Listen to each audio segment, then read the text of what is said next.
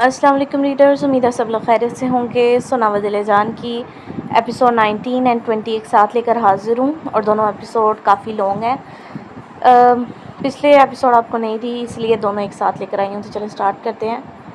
صبح ہوتے ہی دانیال ورشا کو لینے دلروز کے کمرے میں پہنچ چکا تھا، جبکہ دل کی تو پوری کوشش تھی کہ ورشا دانیال کے ساتھ نہ جائے، لیکن جیسے وہ ورشا کو لالچ دے کر اپنے ساتھ لائی تھی، بالکل وہی کام دانیال نے بھی کیا تھا، اور ورشا کو اس نے بھی ڈھیر ساری چاکلیٹس اور آئس کریم لا کر دینے کا لالچ دیا تھا، اور ہمیشہ کی طرح ورشا چاکلیٹ اور آئس کریم کے لالچ میں آتی، دانیال کا ہاتھ پکڑ دلروز کو بائے بائے کرتی دانیال کے ساتھ چلی گئی تھی، جبکہ پیچھے دلروز اپنی لالچی اور بھکر سہیلی کو دیکھتی ہی رہ گئی تھی۔ اچھا ہوا آپ دونوں مجھے ایک ساتھ ہی مل گئیں۔ ماں، میں نے آپ سے کہا تھا نا مجھے آپ کو ایک اچھی خبر سنانی ہے۔ غازان مسرت بیگم کے کمرے میں گیا تو وہاں دلروز بھی موجود تھی، تو وہ ان دونوں کو دیکھتا ہوا بولا، ہاں بیٹا، تم نے کہا تو تھا، بتاؤ کیا گڈ نیوز ہے؟ کہیں میں دادی تو نہیں بننے والی؟ مسرت بیگم نے دل اور غازان کو دیکھتے خوش ہو کر پوچھا، جبکہ ان کے سوال پر پانی پیتی دلروز کو بری طرح سے کھانسی کا دورہ پڑا تھا۔ غازان نے جلدی سے دلروز کے پاس جا کر اس کی کمر سہلائی تھی۔ ایسا کچھ بھی نہیں امی، آپ بھی نا کچھ بھی بول دیتی ہیں، پہلے سن تو لیں میری بات۔ غازان دلروز کی کمر سہلانے کے ساتھ مسرت بیگم سے بولا، جبکہ ان دونوں کی حالت دیکھ مسرت بیگم نے بڑی مشکل سے اپنی ہنسی چھپائی تھی۔ ہاں تو اللہ خیر کا وقت لائے، انشاءاللہ یہ بھی دن آئے گا، کچھ برا تو نہیں بولا نا میں نے، اچھا ہی بولا ہے۔ خیر چھوڑو، بتاؤ کیا اچھی خبر تھی؟ دلروز کی تو مسرت بیگم کی باتوں پر حالت خراب ہو رہی تھی، شرم کے مارے اس کا وہاں بیٹھنا محال ہوا تھا، لیکن شکر تھا کہ مسرت بیگم ٹاپک چینج کر چکی تھیں۔ بات یہ ہے کہ میں اب بس ایک فوجی نہیں رہا، غازان نے مسکراتے ہوئے بتایا، تو دلروز اور مسرت بیگم نے انہیں آنکھیں پھاڑے دیکھا تھا۔ پاگل واگل تو نہیں ہوگے تم غازان؟ یہ خوشی کی خبر لگ رہی ہے تمہیں؟ تم فوجی کیوں نہیں رہے؟ کیا تم نے کوئی غلطی کر دی تھی جو تمہیں فوج سے نکال دیا گیا؟ مسرت بیگم جلدی سے غازان کے پاس جا کر پریشانی سے پوچھنے لگیں۔ اوہ امی، پہلے پوری بات تو سن لیں۔ میں نے کہا بس فوجی نہیں رہا، کیونکہ اب صرف فوجی نہیں بلکہ ایک سیکرٹ ایجنٹ بن چکا ہوں۔ غازان نے ان دونوں کو کندھوں سے پکڑ کر خوشی سے اپنی بات مکمل کی، تو مسرت بیگم اور دلروز ابھی بھی اس کی بات پر ویسے ہی حیران تھی، مگر اب حیرانگی کے ساتھ ساتھ چہرے پر پریشانی بھی آ گئی تھی۔ تم ایک سیکرٹ ایجنٹ کیوں بن گئے؟ فوج میں ٹھیک تھے تم، چلو جیسا بھی تھا، اتنا خوف نہیں ہوتا تھا مجھے تمہیں لے کر، لیکن یہ سیکرٹ ایجنٹ بن کر تو مجھے تمہاری فکر ہی لگی رہے گی، کیونکہ ایک فوجی سے زیادہ سیکرٹ ایجنٹ کی زندگی خطرے میں ہوتی ہے۔ تم واپس فوج میں چلے جاؤ، مسرت بیگم پریشانی سے بولیں، تو ان کی فکر دیکھ غازان ہنس پڑا تھا۔ وہیں دوسری طرف دلروز کی حالت بھی مسرت بیگم کی طرح ہی تھی، مگر وہ ظاہر نہیں ہونے دے رہی تھی۔ امی میری بات سنیں، مجھے آرمی سے محبت ہے، لیکن ایک سیکرٹ ایجنٹ بننا میرا بہت بڑا خواب ہے، اور یہ خواب میں نے تب دیکھا تھا جب میں نے آرمی جوائن کی تھی۔ آج کئی سال بعد جا کر میرا یہ خواب پورا ہوا ہے، تو پلیز آپ کو تو خوش ہونا چاہیے نا کہ اب آپ کا بیٹا اصل میں اپنے ملک کے لیے کام کرے گا۔ فوج میں ہو کر تو ہم اپنے ملک کی حفاظت کرتے ہیں، مگر ایک سیکرٹ ایجنٹ بن کر میں اپنے ملک میں چھپے غداروں کو ڈھونڈوں گا، اپنے ملک کی گندگی کو صاف کروں گا، اور ایسا تب بھی ممکن ہوگا جب آپ کی دعائیں میرے ساتھ ہوں گی۔ غازان مسرت بیگم کو سمجھاتا بولا، مگر وہ تو ماں تھیں، انہیں ابھی بھی غازان کی فکر تھی۔ چلو ٹھیک ہے، تمہاری خواہش ہے تو میں کیا کر سکتی ہوں، مگر اپنا خیال ضرور رکھنا، اور اتنا کسی بھی مشن پر جاؤ تو یہ سوچ کر جانا کہ تمہاری ماں، تمہارا باپ اور تمہاری بیوی تمہارے انتظار میں ہے۔ مسرت بیگم آنکھوں میں آئی نمی کو صاف کرتے غازان کے گال تھپ تھپاتے ہوئے بمشکل مسکرا کر بولیں، جبکہ غازان نے انہیں گلے لگاتے ان کے سر پر بوسہ دیا تھا۔ دلروز تب سے چپ بیٹھی دونوں ماں بیٹے کی بات کرتے سن رہی تھی، جبکہ اس کی حالت خود اندر سے بہت زیادہ خراب ہو رہی تھی، یہ سوچ سوچ کر کہ اب غازان جب بھی کسی مشن پر جائے گا تو نہ جانے کامیاب ہو کر واپس آئے گا بھی یا نہیں، نہ جانے کتنے سال وہ اپنے مشن پر رہے گا، اور اس مشن کے دوران وہ نہ تو کسی سے بات کر سکے گا اور نہ ہی کسی سے مل سکے گا، اور وہ اسے دیکھنے کے لیے ترس جائے گی۔ وہ ان سب سوچوں میں مگن تھی کہ تبھی اس نے اپنی سوچ پر غور کیا تو حیران رہ گئی، کیا واقعی یہ سب کچھ غازان کے لیے سوچ رہی تھی؟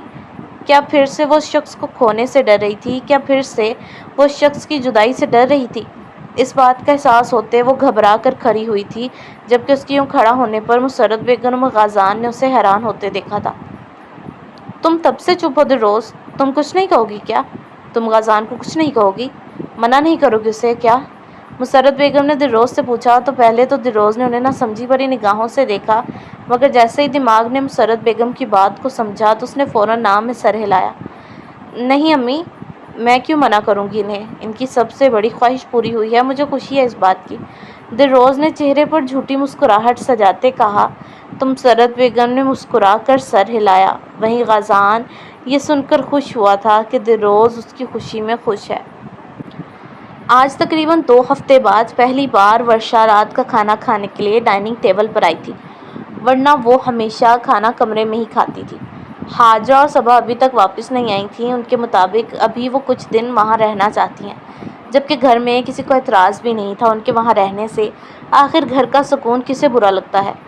کھانے کے دوران سب گھر والے کچھ نہ کچھ اٹھا کر ورشا کی پلیٹ میں ڈال رہے تھے، جبکہ ورشا تو سب کے اپنی جانب متوجہ ہونے پر بہت زیادہ خوش تھی، اور اس کی خوشی پر سب خوش تھے، جبکہ دانیال تو نثار ہوتی نظروں سے ورشا کے چہرے کی خوشی دیکھ رہا تھا۔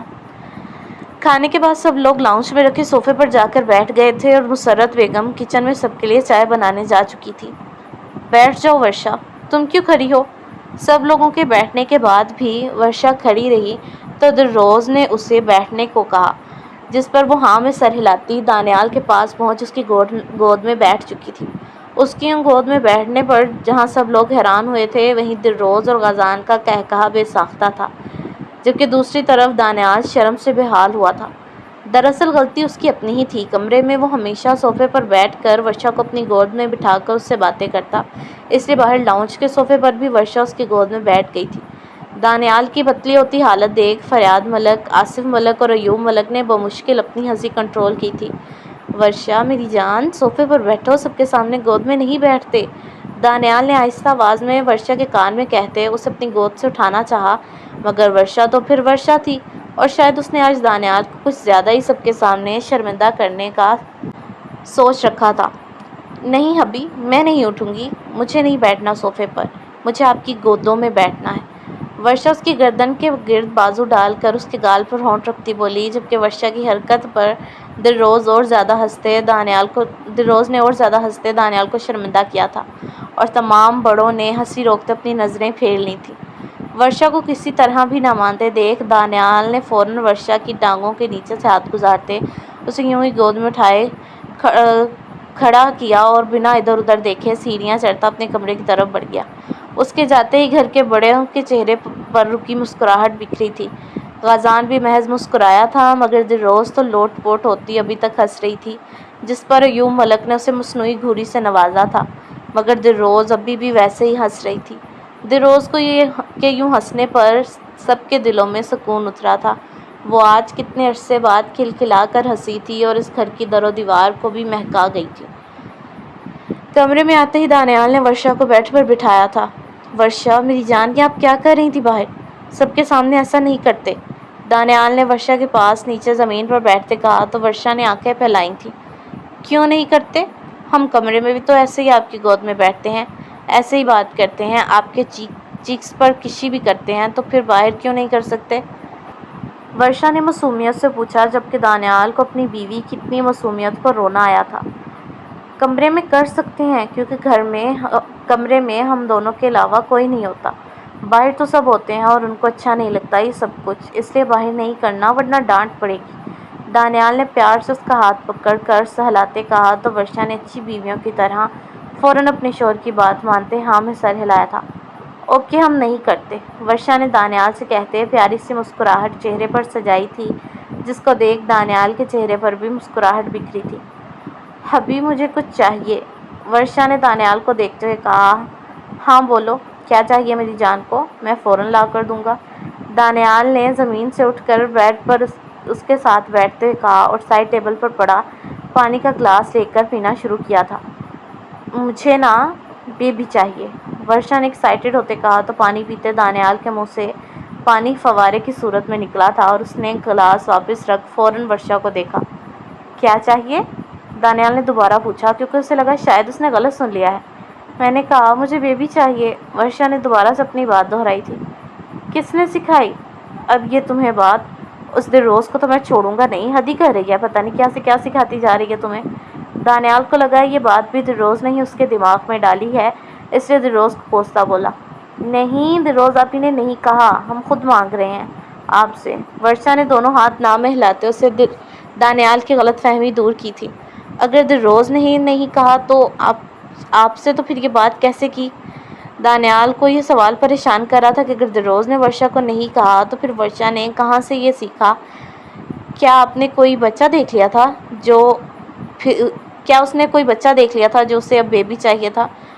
وہ نہ، ہم آج ٹی وی دیکھ رہے تھے تو اس میں ایک ڈرامے میں ایک لڑکی کا پیارا سا بیبی تھا، ہمیں بھی ویسا بیبی چاہیے، اور اپنے بیبی سے کھیل رہی تھی۔ وہ پیارا سا تھا، ایسے چھوٹا سا، بالکل چھوٹا سا، اس لیے مجھے بھی چاہیے، ورشا نے اسے ایکسائٹڈ ہوتے بتایا اور ساتھ میں اپنے ہاتھوں کے درمیان تھوڑا سا فاصلہ بناتے اسے بتایا تھا کہ بیبی کتنا چھوٹا تھا۔ دیکھو ورشا، ابھی آپ خود ایک بیبی ہو، آپ بیبی کا کیا کرو گی، اس لیے دوبارہ یہ بات نہیں کہنی۔ دانیال نے اسے پیار سے سمجھانا چاہا، مگر ورشا کو تو بیبی چاہیے تھا۔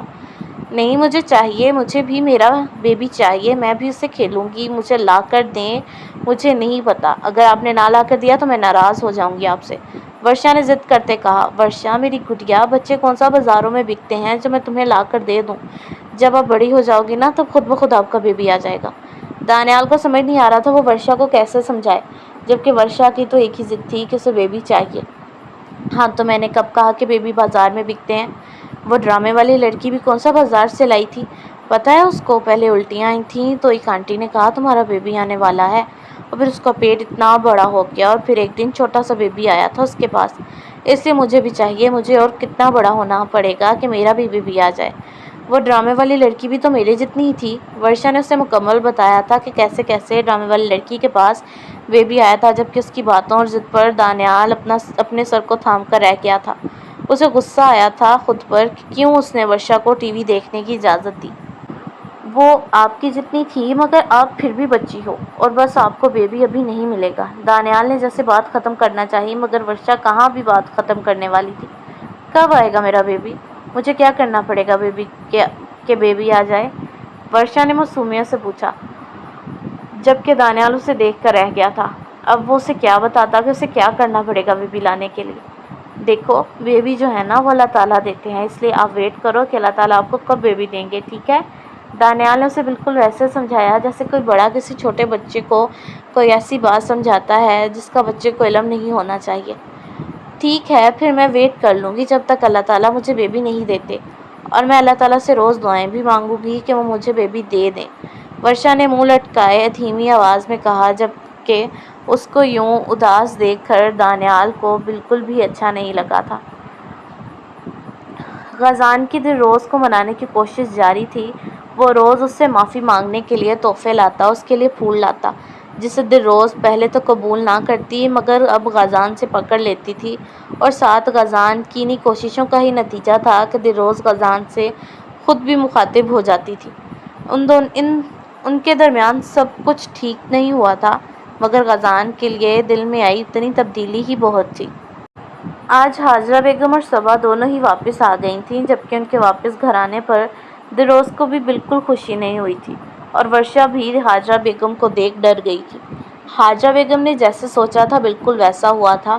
تھوڑا ماحول چینج ہونے پر صبا کی حالت بھی کافی بہتر ہوئی تھی، اس لیے گھر آتے ہی اس نے یہ فیصلہ کر لیا تھا کہ اب وہ غزان اور دلروز کو الگ کر کے چھوڑے گی، جبکہ حاجرہ بیگم دل اور غزان کے معاملے کے ساتھ اب دانیال اور ورشا کو الگ کرنے کی بھی ترکیبیں سوچ رہی تھی۔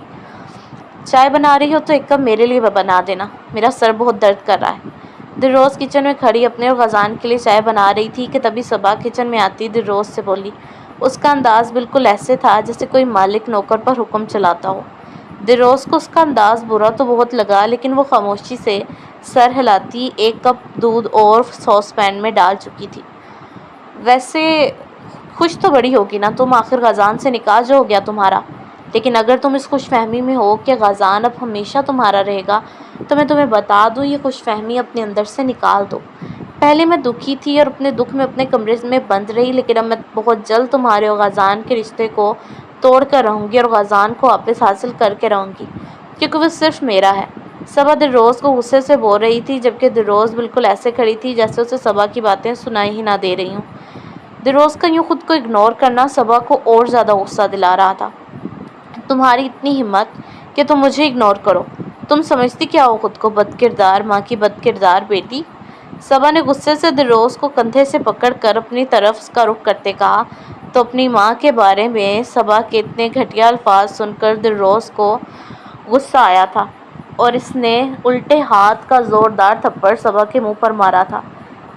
دلروز کے یوں تھپڑ مارنے پر صبا کے منہ پر اس کی انگلیوں کے نشان پڑ گئے تھے۔ تمہاری اتنی ہمت، تم نے مجھے تھپڑ مارا، میں تمہیں چھوڑوں گی نہیں۔ صبا غصے سے پاگل ہوتی دلروز کو مارنے کے لیے آگے بڑھی ہی تھی کہ دلروز نے شیلف پر پڑی ٹرے اٹھا کر صبا کی گردن پر رکھتے زور لگا کر اسے پیچھے کو دھکیلا تھا اور دیوار کے ساتھ لگایا تھا۔ صبا تو دلروز کی یوں آگے سے دے دنادن وار کرنے پر حیران ہو رہی تھی، کیونکہ پہلے دلروز ان کے ڈانٹنے اور غصہ کرنے پر ڈرتی تھی۔ اگر میں تم سے بات نہیں کر رہی تو اس کا یہ مطلب نہیں کہ میں تمہاری باتوں سے ڈرتی ہوں، بلکہ اس کا مطلب یہ ہے میں تم جیسی لڑکی کے منہ نہیں لگنا چاہتی۔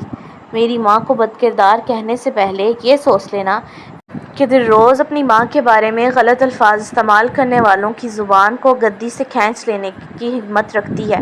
میری ماں بد کردار تھی یا با کردار، یہ بات سب لوگ جانتے ہیں۔ تمہارے اور تمہاری ماں کے کہہ دینے سے میری ماں بد کردار نہیں ہو جائے گی، اور تم دوسروں کے کردار پر بات کرنے سے پہلے اپنے گریبان میں جھانک لو کہ اپنا کردار تمہارا کس قدر صاف ہے۔ کیا میں نہیں جانتی کہ تمہاری نظر غازان پر ہے، مگر پھر بھی اپنے پرانے یونیورسٹیز فیلوز کے ساتھ موبائل پر باتیں کرتی رہتی ہو ٹائم پاس کے لیے؟ سب پتہ ہے مجھے، میں سب جانتی ہوں۔ اگر میں بولتی نہیں تو اس کا مطلب یہ نہیں کہ مجھے کچھ پتہ نہیں ہے۔ رہی بات غازان کو مجھ سے چھین اپنا بنانے کی، تو میں بھی دیکھتی ہوں کہ تم میرے شوہر کو کیسے مجھ سے دور کرتی ہو۔ اس کے اور میرے لاکھ اختلافات صحیح، مگر وہ صرف میرا ہے، اور جو میرا ہے وہ کسی اور کا ہونے نہیں دوں گی میں، یہ بات یاد رکھنا۔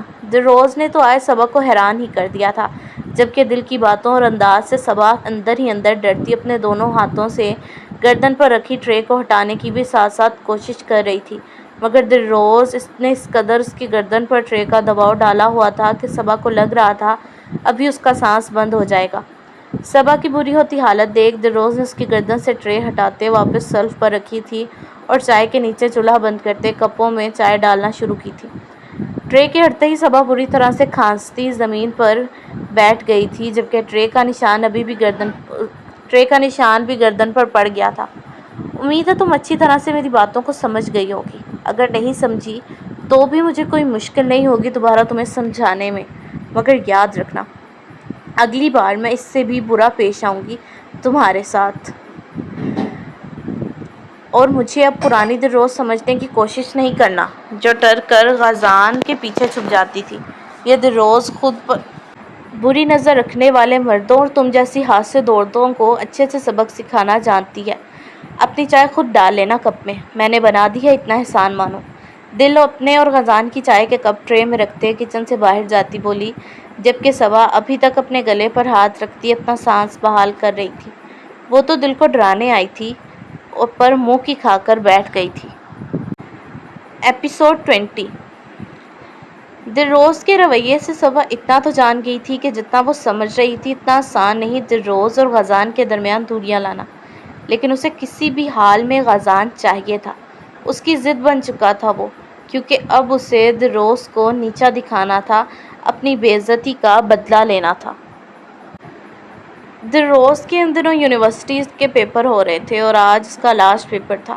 اس کا یونی میں حماد سے سامنا ہوا تھا، مگر وہ اسے اگنور کر کے آگے بڑھ گئی تھی، جبکہ حماد کو اس کا منہ موڑنا برا تو لگا تھا، مگر اتنا بھی نہیں کہ وہ اس کے پیچھے جاتا۔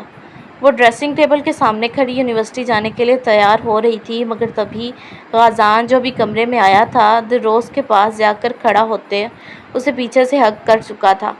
پہلے دلروز کے سر پر بوسہ دیتے، بعد میں اپنی تھوڑی اس کے سر پر ٹکاتے شیشے میں نظر آتا اس کا اپنا عکس دیکھنے لگا۔ غازان کے اچانک سے یوں قریب آنے اور ہگ کرنے پر دلروز تو اپنی جگہ ساکت ہو گئی تھی۔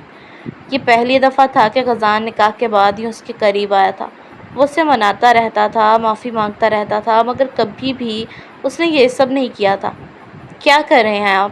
پیچھے ہٹیں، دلروز نے اپنے پیٹ پر بندھے غازان کے ہاتھوں کو کھولنے کی کوشش کرتے کہا، جبکہ غازان نے اس کے پیٹ پر ہاتھ کھول کر اس کو کندھوں سے پکڑ کر اپنی جانب اس کا رخ موڑا تھا۔ اب بس بھی کر دو دلروز، اور کتنا خود سے دور کرو گی مجھے؟ اب بھول بھی جاؤ اپنی ناراضگی، مان جاؤ، بلکہ آج تمہارا لاسٹ پیپر ہے نا، تو آج ہم ڈنر باہر کریں گے اور میں تمہارا انکار بالکل بھی نہیں سنوں گا۔ ہم جا رہے ہیں تو مطلب جا رہے ہیں، غازان نے دلروز سے حق بھرے لہجے میں کہا، جبکہ اب غازان کے بازو دلروز کی کمر کے گرد بندھے ہوئے تھے۔ دیکھیں غازان، مجھے دلروز نے انکار کرنے کے لیے ابھی بولنا شروع ہی کیا تھا کہ تبھی اس کی نظر کمرے کے ادھ کھلے دروازے پر پڑی جہاں اسے کسی کی پرچھائی نظر آئی تھی، اور وہ فوراً سمجھ گئی تھی کہ کمرے کے باہر کوئی کھڑا ہو کر ان کی باتیں سن رہا ہے، اور وہ شخص کون تھا یہ بھی وہ بہت اچھے سے سمجھ گئی تھی۔ مجھے کوئی اعتراض نہیں ہے، ٹھیک ہے ہم رات کو چلیں گے ڈنر کرنے، لیکن ابھی میرا پیپر ہے تو جلدی چلیں، مجھے یونیورسٹی چھوڑ کر آئیں، پہلے ہی بہت دیر ہو چکی ہے۔ دلروز اپنا لہجہ میٹھا کر کر کہتی بیڈ پر اپنا بڑا یونیورسٹی بیگ اٹھا چکی تھی، جبکہ غازان تو دلروز کے فوراً مان جانے اور اس کے میٹھے لہجے پر حیران ہو گیا تھا۔ کیا سچ کہہ رہی ہو تم واقعی میرے ساتھ ڈنر پر چلو گی؟ غازان نے بے یقینی سے پوچھا، جبکہ اس کے لہجے میں چھپی خوشی دلروز نے اچھے سے محسوس کی تھی، اس لیے مسکراتے ہوئے ہاں میں سر ہلا گئی، مگر ترچھی نگاہیں ابھی بھی دروازے کی جانب بھی تھیں جہاں سے اب پرچھائی غائب ہو گئی تھی۔ ایسے نہیں چلے گا، اگر ایسے ہی میں ہاتھ پر ہاتھ دھرے بیٹھی رہی تو کبھی بھی دلروز اور غازان کو الگ نہیں کر پاؤں گی۔ وہ دونوں تو دن بدن ایک دوسرے کے قریب آ رہے ہیں اور یہ بالکل بھی اچھا نہیں ہے۔ کچھ نہ کچھ تو کرنا ہی پڑے گا مجھے، جتنا جلدی ہو سکے مجھے ان دونوں کو الگ کرنا ہے، کیونکہ غازان صرف اور صرف صبا کا ہے اور دلروز کو غازان کی زندگی سے جانا ہے۔ صبا جو دلروز اور غازان کی باتیں چھپ کر سن رہی تھی، ان کی رات ڈنر پر جانے کا سن اپنے کمرے میں آ کر ادھر ادھر ٹہلتی خود سے بڑبڑا رہی تھی، جبکہ ساتھ ساتھ وہ کچھ ایسا سوچنے کی کوشش کر رہی تھی جس سے دلروز غازان رات ڈنر پر نہ جا سکیں اور ایک دوسرے سے دور ہو جائیں۔ مسلسل سوچتے اسے اپنا پلان مل چکا تھا، مگر اس پلان کو پورا کرنے کے لیے اسے حاجرہ بیگم کی مدد کی بھی ضرورت تھی، اس لیے فوراً اپنے کمرے سے نکلتی حاجرہ بیگم کے کمرے کی طرف چل پڑی۔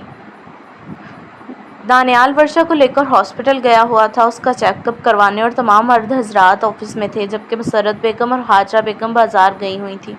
غازان، جس کا آج کل ایک مشن پر کام چل رہا تھا اور وہ اس مشن کے متعلق انفارمیشن اکٹھی کرتا، فائلز تیار کر رہا تھا، مگر آج کا دن اس نے ریسٹ کے لیے فری کیا ہوا تھا، اس لیے وہ آج گھر پر ہی تھا، اور دلروز بھی یونیورسٹی سے واپس آ کر سو چکی تھی، یعنی اس وقت گھر میں صرف غازان، دلروز اور صبا موجود تھے۔ دلروز کو تو اپنی نیند پوری کرنی تھی، اس لیے وہ یونیورسٹی سے آتے ہی کمرے میں جا کر سو گئی تھی، جبکہ غازان اس کی نیند خراب ہو جانے کے ڈر سے اپنا لیپ ٹاپ لے کر باہر لاؤنج میں بیٹھ گیا تھا۔ صبا کو یہ موقع بالکل ٹھیک لگا تھا، آخر یہ اسی کے پلان کا تو حصہ تھا کہ گھر میں اس کے، غازان اور دلروز کے علاوہ کوئی نہ ہو، اس لیے تو حاجرہ بیگم سے کہہ کر مسرت بیگم کو بھی اس نے شاپنگ کے بہانے گھر سے غائب کر دیا تھا۔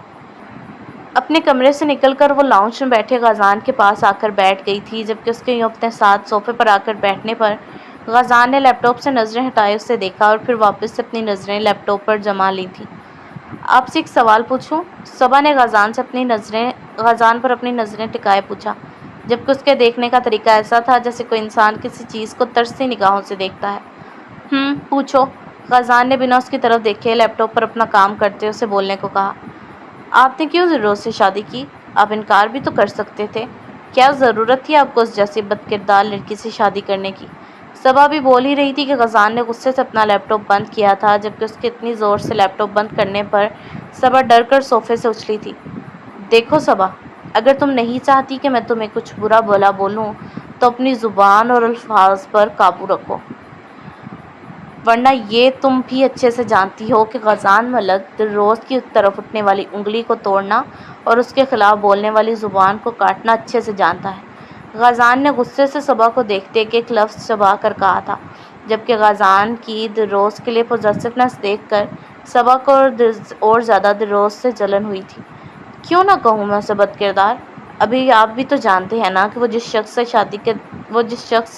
سے شادی کرنے والی تھی اور جو شادی کے دن بھاگ گیا تھا، اس سے دلروز کی لو میرج تھی، اور اگر وہ شادی سے بھاگا بھی ہے تو ضرور دلروز میں ہی کوئی مسئلہ ہوگا، ضرور اس کی کوئی نہ کوئی ایسی کرتوت اسے پتہ چلی ہوگی جس کی وجہ سے عین شادی کے وقت وہ شادی سے انکار کر کے بھاگ گیا، ورنہ شریف لڑکیوں کی شادی کے دن یوں لڑکیوں نے چھوڑ کر بھاگا نہیں کرتے۔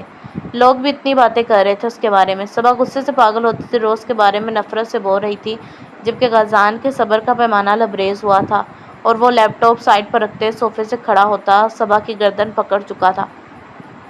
ایک تو آج کل صبا کی گردن نہ جانے کیوں غازان اور دلروز کے ہتھے چڑھی ہوئی تھی، مگر اس کی حرکتیں ہی ایسی تھیں کہ وہ خود اپنی جان کی دشمن بنی ہوئی تھی۔ بکواس بند کرو اپنی، خبردار جو میری بیوی کے کردار کے بارے میں کوئی بات کہی تو میں تمہارے حلق سے تمہاری زبان کے ساتھ تمہاری سانسیں بھی کھینچ لوں گا۔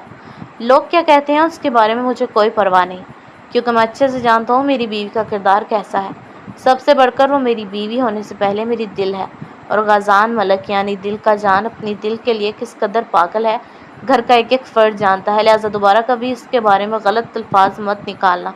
غازان نے صبا کی گردن پر دباؤ بڑھاتے ہوئے اس پر اپنی لال ہوئی آنکھیں ٹکاتے کہا، جبکہ اس کے غصے سے ڈرنے کی بجائے صبا کو تو اور زیادہ دلروز سے نفرت ہو رہی تھی۔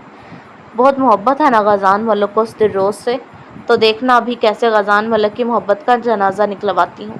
غازان جیسے ہی صبا کی گردن چھوڑ کر صوفے پر اپنا لیپ ٹاپ اٹھانے کے لیے پلٹا، تبھی پیچھے سے صبا نے چیختے ہوئے اسے کہا، جس پر غازان نے واپس پلٹ کر اپنی لال آنکھوں سے اسے گھورا تھا، مگر صبا کو کہاں اس کی گھورتی نگاہیں نظر آ رہی تھیں۔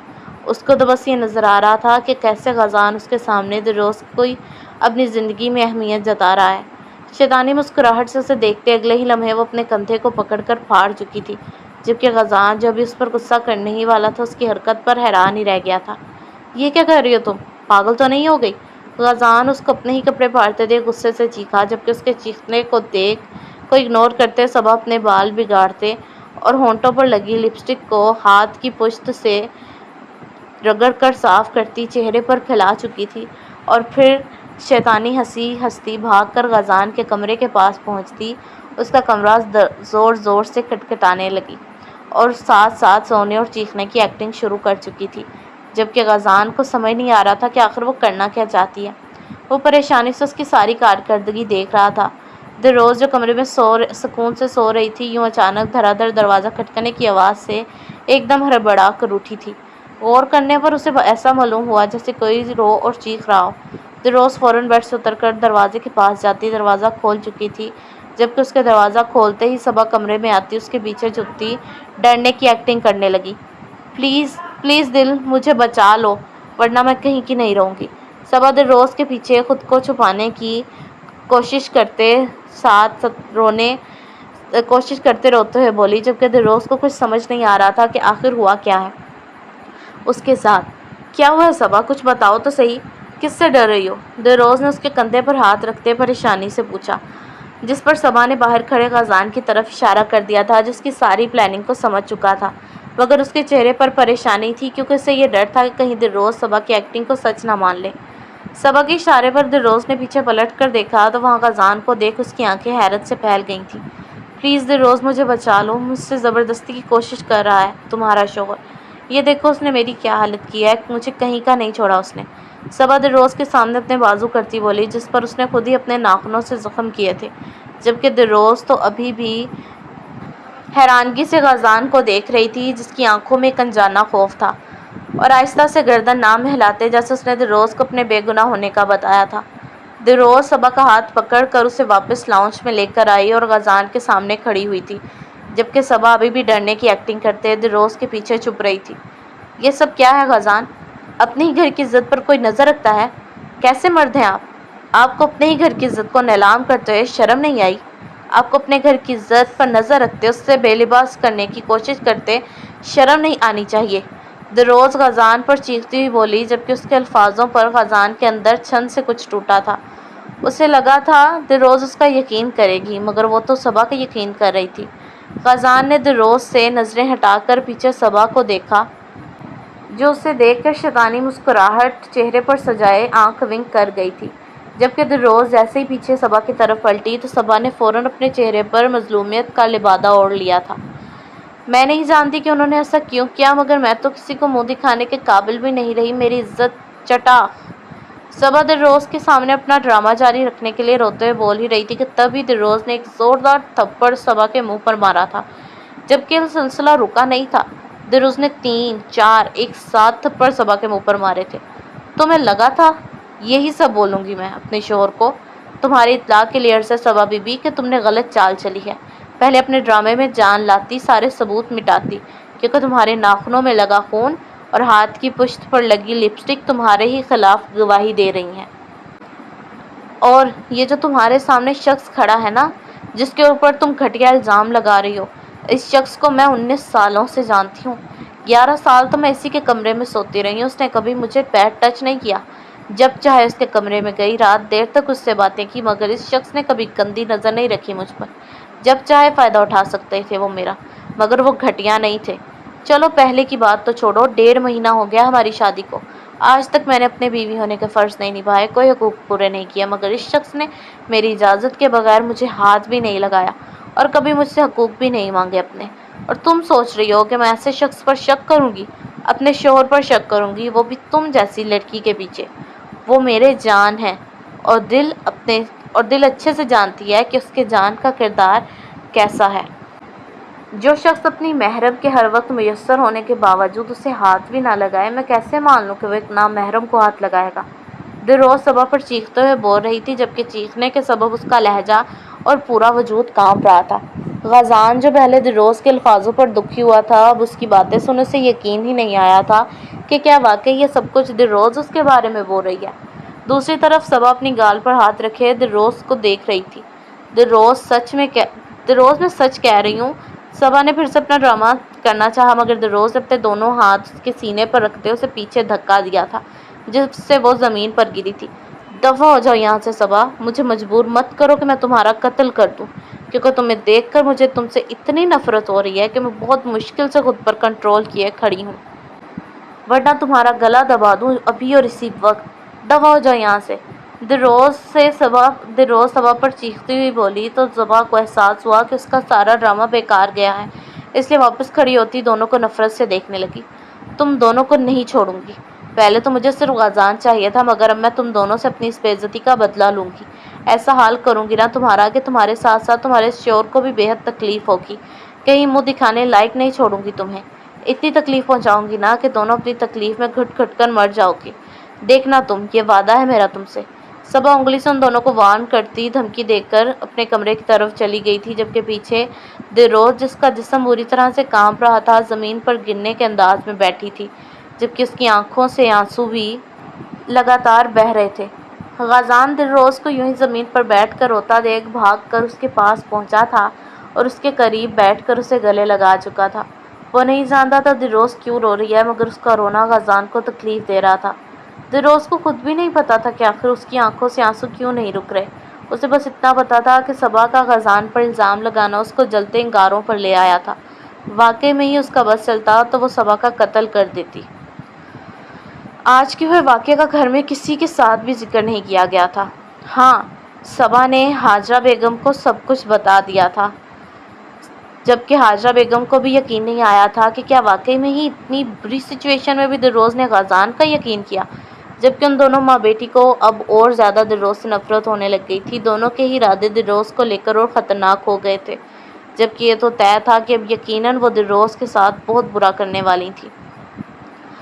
دوپہر کے ہوئے واقعے کی وجہ سے روز کمرے سے نہیں نکلی تھی، جبکہ غازان بھی اس کے ساتھ کمرے میں ہی تھا۔ غازان کو لگا کہ اب شاید اس سب کے بعد روز اس کے ساتھ ڈنر پر جانے کی سچویشن میں نہیں ہے، مگر تب اس کی حیرانگی کی انتہا نہ رہی جب روز کالے رنگ کی فراک میں تیار ہو کر اس کے سامنے کھڑی تھی۔ چلیں، ڈنر کے لیے دیر ہو رہی ہے، روز غازان کے سامنے کھڑے ہو کر بولی تو غازان کو یقین ہی نہیں آیا۔ ہاں چلو، لیکن مجھے تم سے کچھ کہنا ہے، غازان نے روز کا ہاتھ پکڑتے کہا۔ مجھے پتا ہے آپ نے کیا کہنا ہے، مگر مجھے آپ کے شکریہ کی ضرورت نہیں، کیونکہ میں آپ سے لاکھ ناراض سہی، لیکن میں اچھے سے جانتی ہوں آپ کو کہ آپ کا کردار کتنا مضبوط ہے، اس لیے میں بالکل بھی آپ کے خلاف بات برداشت نہیں کر سکتی، تو آپ کو شکریہ بولنے کی ضرورت نہیں۔ باہر آ جائیں، میں آپ کا ویٹ کر رہی ہوں۔ روز غازان کے ہاتھ سے اپنا ہاتھ نکال کر کہتی کمرے سے نکل گئی تھی، جبکہ پیچھے غازان دل کی بات سمجھ جانے پر حیران تھا، کیونکہ واقعی میں ہی روز کا شکریہ ہی کہنے والا تھا۔ غازان نے اسپیشل آج کے لیے پورا ریسٹورنٹ بک کروایا تھا اور سارا ریسٹورنٹ کو بہت خوبصورت طریقے سے ڈیکوریٹ کیا گیا تھا۔ ہر طرف گلاب کے پھول اور ان کی پتیاں بکھری ہوئی تھیں، جبکہ ہلکی ہلکی لائٹنگ سے ماحول کو اور زیادہ خوبصورت بنایا گیا تھا۔ ان کے لیے سجائے گئے ٹیبل پر پھولوں کی پتیوں سے دل بنا کر ارد گرد کینڈل لائٹ جلائی ہوئی تھیں، جو اسے اور دلکش بنا رہی تھیں۔ روز اتنا خوبصورت ماحول دیکھ حیران ہی ہو گئی تھی۔ اسے بالکل بھی امید نہیں تھی کہ غازان نے آج رات کے لیے اتنی تیاری کی ہوگی۔ وہ ابھی جا کر ٹیبل کے پاس کھڑی ہی ہوئی تھی کہ پیچھے سے ایک ویٹر ٹرالی پر کیک لے کر آیا تھا جس کے اوپر آئی ایم سوری لکھ کر نیچے دل بنایا گیا تھا، یعنی آئی ایم سوری دل۔ یہ سب دیکھ کر دلروز نے حیرانگی سے غزان کی طرف دیکھا تو اسے دیکھ کر اور حیرانگی ہوئی کیونکہ غزان نیچے گھٹنوں کے بل بیٹھا اپنے کان پکڑ کر اسے دیکھ رہا تھا۔ آئی ایم سوری دل۔ غزان نے کیک پر لکھے سیم الفاظ دہرائے تھے جبکہ دلروز کی آنکھوں میں پانی جمع ہو گیا تھا۔ ویٹر کیک وہیں رکھ کر واپس جا چکا تھا جبکہ غزان ابھی بھی اسی سچویشن میں بیٹھا دل کو دیکھ رہا تھا۔ سوری دلروز، ہر ایک چیز کے لیے، تمہارا دل توڑنے کے لیے، تمہیں تکلیف پہنچانے کے لیے سوری، تمہاری محبت کو ٹھکرانے پر، ہر اس چیز کے لیے سوری جس سے تم ہرٹ ہوئی ہو۔ پلیز اپنے جان کو معاف کر دو۔ غزان نے یوں ہی کان پکڑے دلروز سے معافی مانگ لی تو اس کے معافی مانگنے پر وہ ہنسنے لگ گئی۔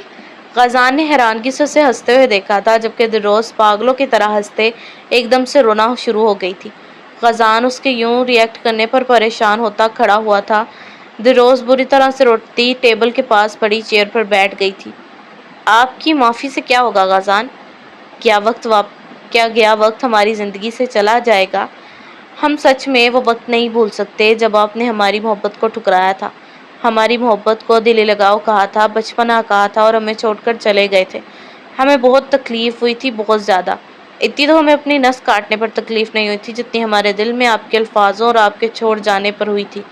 کیوں کیا تھا آپ نے ایسا؟ کیا ہمارے ساتھ کیوں کیا؟ اگر آپ ایسا نہ کرتے تو ہم خوش ہوتے۔ آج کوئی دوری، کوئی برا وقت نہ آیا ہوتا ہماری زندگی میں، کوئی آنسو نہ ہوتا ہماری آنکھوں میں، مگر آپ نے ہمیں ٹھکرایا اور ہم بہت روئے تھے غزان۔ سچ میں ہم بہت روئے تھے، اتنا روئے تھے کہ پھر ہماری آنکھوں کے آنسو ہی ختم ہو گئے اور ہم نے رونا چھوڑ دیا۔ ہم کوشش کرتے تھے کہ ہم آپ کو یاد نہ کریں مگر یہ کام بھی نہیں ہم سے ہو پایا۔ ہم مسلسل یاد کرتے رہے آپ کو، آپ بے تحاشا ہمیں یاد آئے اور ہم آپ کو کبھی بھول ہی نہیں پائے۔ روز کہتا ہوں کہ بھول جاؤں اسے، روز یہ بات ہی بھول جاتا ہوں۔ ہم نے پھر آپ کی یادوں سے نکلنے کے لیے حماد کے پروپوزل کو ایکسیپٹ کر لیا مگر ہم پھر بھی آپ کو بھول نہ پائے۔ لیکن ہم نے خود سے وعدہ کیا کہ ہم کبھی بھی آپ کو معاف نہیں کریں گے، کبھی بھی آپ کے واپس پلٹ آنے پر آپ کو نہیں دیکھیں گے مگر آپ واپس آئے اور آپ نے آ کر ہم سے اپنی محبت کا اعتراف کیا اور آپ کے اس اعتراف نے ہمیں پھر سے تکلیف سے گزرنے پر مجبور کیا کیونکہ آپ کا محبت برا اظہار ہمیں ہمارے ماضی میں لے گیا، ہمیں 1 سال پہلے لے گیا جب آپ نے ہماری محبت کے اظہار کو بچپنا کہا تھا۔ ہمارا عہد اور پکا ہوا کہ اب ہمیں آپ کو تکلیف پہنچانی ہے اور ہم نے حماد سے شادی کا ارادہ اور پختہ کر لیا، مگر پھر نہ جانے قسمت نے کیوں ایسا کیا کہ حماد شادی چھوڑ کر چلا گیا اور ہمیں آپ کی دلہن بنا دیا گیا، ہمیں اس شخص کی دلہن بنا دیا گیا جس کی دلہن بننے کے ہم نے خواب دیکھے تھے، لیکن ان خوابوں کو اس شخص نے چکنا چور کیا تھا۔ ہم کتنی تکلیف سے گزرے آپ کی وجہ سے، کیا ہم آسانی سے بھول سکتے ہیں ان سب باتوں کو؟ ہمیں آج بھی ماضی تکلیف دیتا ہے۔ آپ تو معافی مانگ رہے ہیں مگر ہمارے اندر کا حال کوئی نہیں جانتا کیونکہ میں بہت زیادہ تکلیف میں ہوں، میں نہیں جانتی مجھے کیا کرنا چاہیے کیا نہیں۔ دل کہتا ہے ختم کرو یہ سزا اور اپنی محبت، اپنے عشق کو گلے لگا لو، اور دماغ کہتا ہے نہیں، یہ وہی شخص ہے جس نے تمہیں ٹھکرایا تھا۔ ہم کیا کریں ہمیں خود نہیں پتا، بس اتنا پتا ہے کہ میں تھک گئی ہوں بے رخی اور نفرت کا دکھاوا کرتے۔ دل روز روتے اپنے اندر کا غبار نکالتے غزان کو خود پر بیتی ایک اذیت بتا رہی تھی جو اس کے ٹھکرانے پر اس نے محسوس کی تھی، جبکہ غزان اس کو روتا دیکھ خود بھی اپنے آنسوں پر بند نہ باندھ سکا اور روتے اس کے پاس نیچے بیٹھا تھا، اس کی گود میں سر رکھ چکا تھا۔ وہ مضبوط مرد آج دوسری مرتبہ رویا تھا اور دونوں مرتبہ وجہ اس کی محبت، اس کی دل تھی۔ پلیز دلروز، ایک بار مجھے معاف کر دو، بس ایک بار، یہ تمہارے جان کا تم سے وعدہ ہے کہ اپنی وجہ سے پھر دوبارہ کبھی تمہاری آنکھوں میں آنسو نہیں آنے دوں گا، ماضی کی ایک بری یاد تمہارے دل سے مٹا دوں گا، تمہیں اتنی خوشیاں دوں گا کہ تم سب بھول جاؤ گی کہ کبھی ہمارے درمیان کوئی برا وقت بھی آیا تھا، کوئی دوریاں آئی تھیں۔ ہم پہلے کی طرح دل اور جان بن کر رہیں گے۔ میں کبھی تمہیں تکلیف نہیں دوں گا، بس ایک موقع دے دو، آخری موقع پلیز۔ غزان روتے ہوئے اسے بولتا آخر میں اس کی گود سے سر اٹھائے ہاتھ جوڑ کر اس کے سامنے سر جھکا گیا تھا جبکہ دلروز کی آنکھوں سے ابھی تک آنسو بہہ رہے تھے۔ کیسے یقین کر لوں آپ کی باتوں پر؟ آپ ہمیشہ اپنا وعدہ توڑ لیتے ہیں۔ دلروز نے اسے پرانے وعدے کو توڑنے کا یاد دلایا تھا۔ نہیں توڑوں گا اس بار، اگر میں وعدہ توڑوں تو اگلے ہی پل مجھے چاہے جان سے مار دینا، میری زبان سے بھی نہیں نکلے گا، پر پلیز مجھے ایک موقع دے دو، آخری موقع۔ غزان نے یوں ہی اس کے سامنے ہاتھ جوڑتے ہوئے اسے یقین دلایا تو دلروز نے اپنے آنسو صاف کیے تھے اور پھر اس کے جڑے ہوئے ہاتھوں پر اپنے ہاتھ رکھتی سر جھکائے اس کے ہاتھوں کو چوم گئی تھی اور پھر اپنا سر اس کے سر سے ٹکا کر آنکھیں بند کر گئی۔ ہم نے دیا آپ کو موقع، معاف کیا ہم نے آپ کو کیونکہ ہمارا دل اور زیادہ بے رخی نہیں برت سکتا، معاف کیا ہم نے آپ کو کیونکہ ہمیں اب خوش رہنا ہے آپ کے ساتھ پرانی دل بن کر۔